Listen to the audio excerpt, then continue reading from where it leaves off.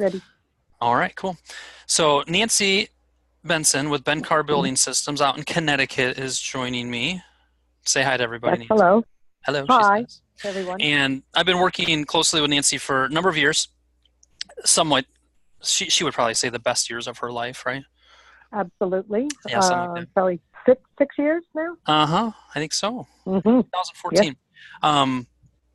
And what I wanted to show, something I've liked the way that Nancy has this set up is to do through QuickBooks, a job cost report. Actually, it's kind of a profit and loss per job for all of her projects. It just gives a lot of clarity to what they were expecting to make gross profit wise and what they actually made.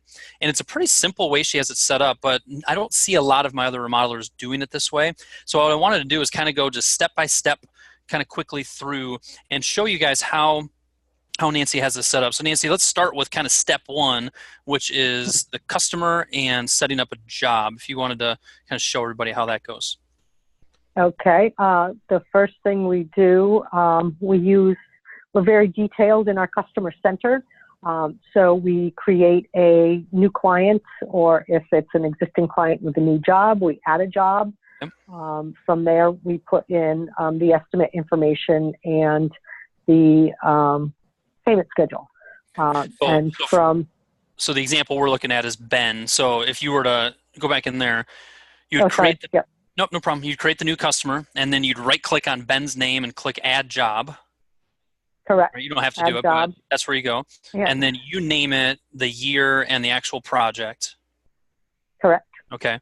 And then you kind of put up in the notes there, you put the payment schedule, and then you just set up an estimate, which just has kind of the total amount. If you want to double-click just to show everybody the example of that. Cool. So then you create that estimate. That way, when you create invoices, you can apply them against that, right? Correct. It shows us what the percentage is that we're on at that point. Okay, perfect. So that's step one. And then that's something that you do once you've signed the job. It's at the start of the job. No work has commenced yet. And then go ahead and go through step two. Okay, and then step two, based on the information in our estimate, we create a budget. We just pretty much put everything into the month that the job will start.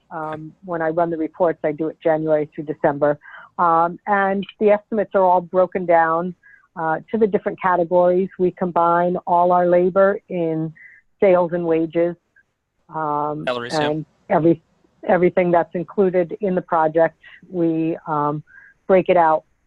And then so pause there. So very kind of the practical aspect of it. You go into customer or company and then set up budgets, right? Yes. As far as even how you set this up. Yep, company. Yes, you go to planning, company budgeting. Planning and budgeting and Yep, set up budgets. And then what you do, which a lot of people may have been in here when they set up kind of their annual business budget. What you do is just select profit and loss by account and customer job. And then under current customer job, you just select that particular project that you had set up before. Correct. Yeah. Okay, it's perfect. just a different option for budgets. Yep. Cool. So as you were scrolling, go ahead. Mm-hmm. As you were scrolling down there, I'll go real quick. As you were scrolling down there, you have your chart of accounts broken out a little bit more than maybe a lot of remodelers do. You have kind of your different trades, your different subcontractors. So whether whether they have it set up like this, or whether they just have a couple line items of materials of subcontractors, same principle here of look at your estimate and say, okay, this is how much I have in for my costs related to materials or related to subcontractors or related to wages, and just enter in your costs from your bid. Correct.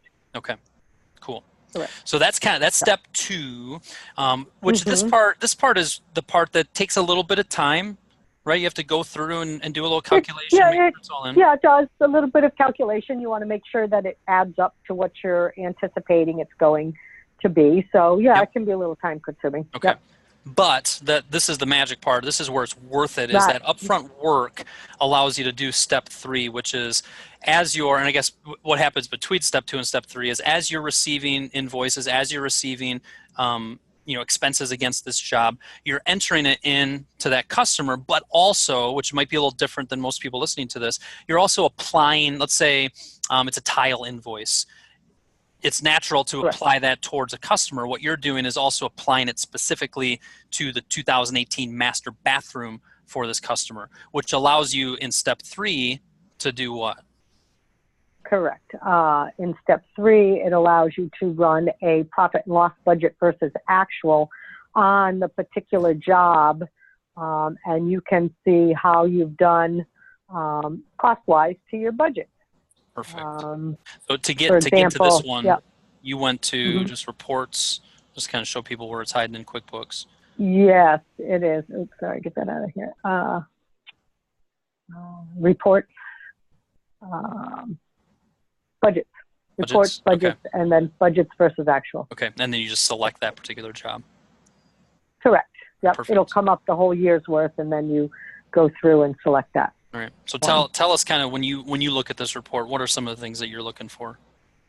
Okay. In particular, I'm always looking at the labor, our labor costs. We always tend to be a little bit under.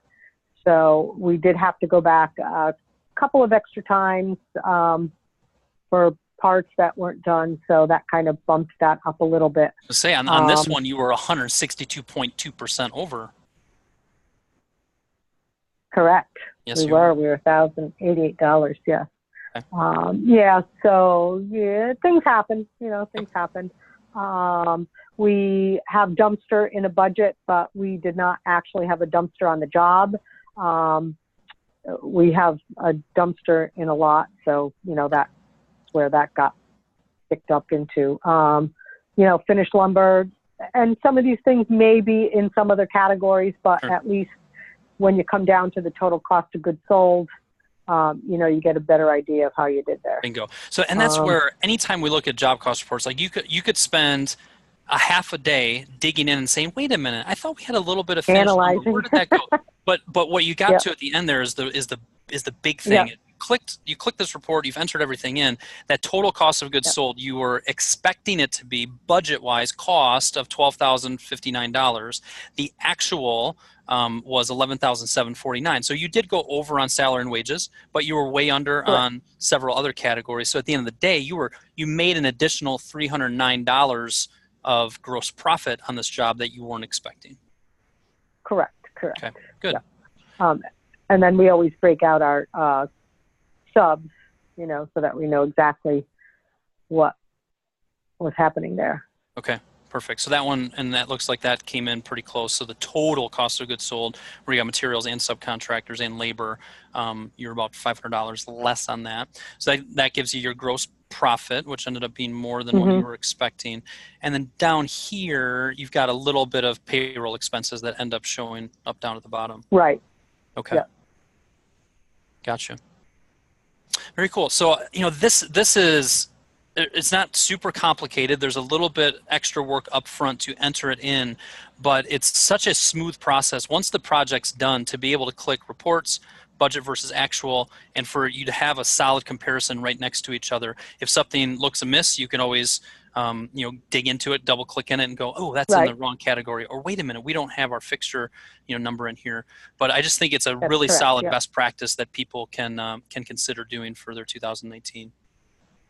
I agree. Awesome. Thank you for taking the time. I don't know if we hit our 5-minute mark. We were probably a little over, but that was mostly because of my rambling on versus you. You did wonderful, and I appreciate it very much. Why, thank you very much. Thank you very much. So if you click on the button, since it's your screen share, so thank you, everybody. And then to Nancy, if you want to just click stop recording, all good. Okay. Thank you.